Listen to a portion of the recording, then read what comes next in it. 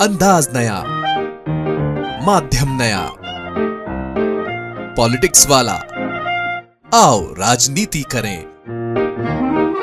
नमस्कार, पॉलिटिक्स वाला PM time में एक बार फिर आपका स्वागत है। इस समय चर्चा में सिर्फ अरविंद केजरीवाल है। अरविंद केजरीवाल ने जंतर मंतर पर आज प्रदर्शन किया और इस बार उन्होंने भाजपा के बजाय संघ को निशाने पर लिया।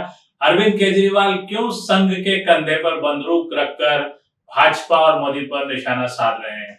अरविंद केजरीवाल ने भ्रष्टाचार, 75 की उम्र जैसी बातों को लेकर मोहन भागवत से 5 सवाल किए।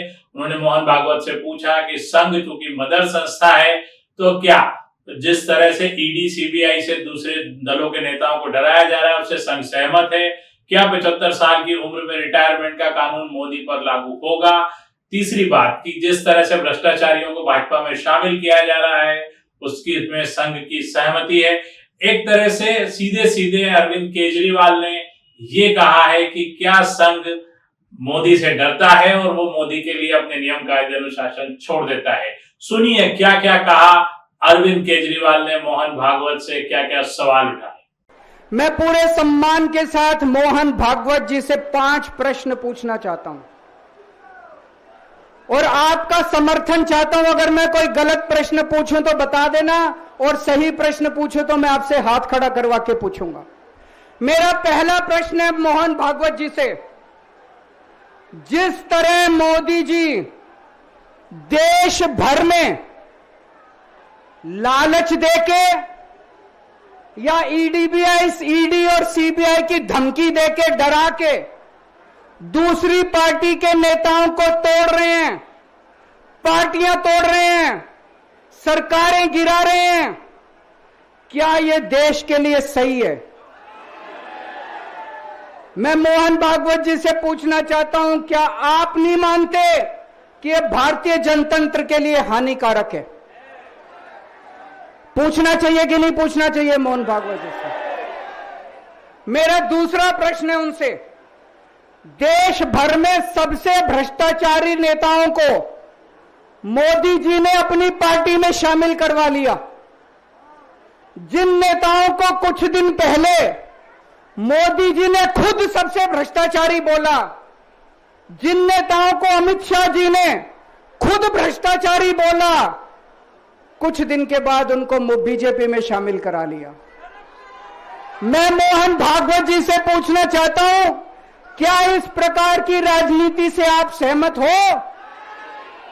क्या आपने कभी ऐसी बीजेपी की कल्पना की थी? पूछना चाहिए कि नहीं पूछना चाहिए मोहन भागवत जी से? मेरा तीसरा प्रश्न है मोहन भागवत जी से, बीजेपी आरएसएस की कोख से पैदा हुई है कि नहीं है? कहा जाता है यह देखना आरएसएस की जिम्मेदारी है कि बीजेपी पथभ्रष्ट ना हो। मैं मोहन भागवत जी से पूछना चाहता हूं, क्या आप आज की बीजेपी के इन कदमों से सहमत हैं? क्या आपने कभी मोदी जी से यह सब ना करने के लिए बोला? मोहन भागवत जी बताएं कि क्या आपने मोदी जी को यह सब गलत हरकतें करने से रोका कभी? पूछना चाहिए नहीं पूछना चाहिए? मेरा चौथा प्रश्न है मोहन भागवत जी से, जेपी नड्डा जी ने लोकसभा चुनाव के दौरान उन्होंने कहा कि बीजेपी को अब आरएसएस की जरूरत नहीं है। आरएसएस बीजेपी की मां समान है कि नहीं है? क्या बेटा इतना बड़ा हो गया कि मां को आंखें दिखाने लग गया? क्या बेटा इतना बड़ा हो गया कि आज मां को आंखें दिखाने लग गया? जिस बेटे को पाल पोस के बड़ा किया, जिस बेटे को प्रधानमंत्री बनाया, आज वो बेटा पलट के मां को अपनी आंखें दिखा रहा है। मातृतुल्य संस्था आरएसएस, आज वो बेटा अपनी मातृतुल्य संस्था को आंखें दिखा रहा है। मैं मोहन भागवत जी से पूछना चाहता हूं, जब नड्डा जी ने ये कहा तो आपके दिल पे क्या गुजरी, आप जरा बताइए इस देश को। क्या आपको दुख नहीं हुआ? मैं आरएसएस के हर कार्यकर्ता से पूछना चाहता हूं, जब नड्डा जी ने कहा कि हमें आरएसएस की जरूरत नहीं है, क्या आरएसएस के हर कार्यकर्ता को दुख नहीं हुआ? मेरा 5वां प्रश्न मोहन भागवत जी से मैं कहना चाहता हूं, आप ही लोगों ने मिलकर कानून बनाया था कि 75 साल के होने पे कोई भी व्यक्ति रिटायर होगा।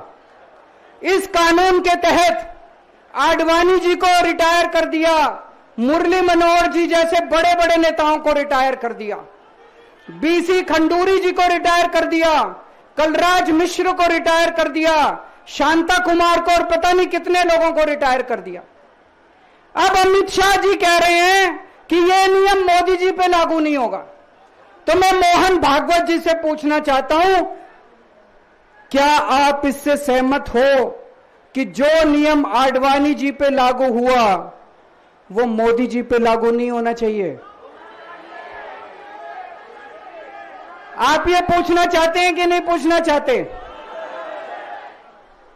पूरा देश आज मोहन भागवत जी से ये प्रश्न पूछना चाहता है।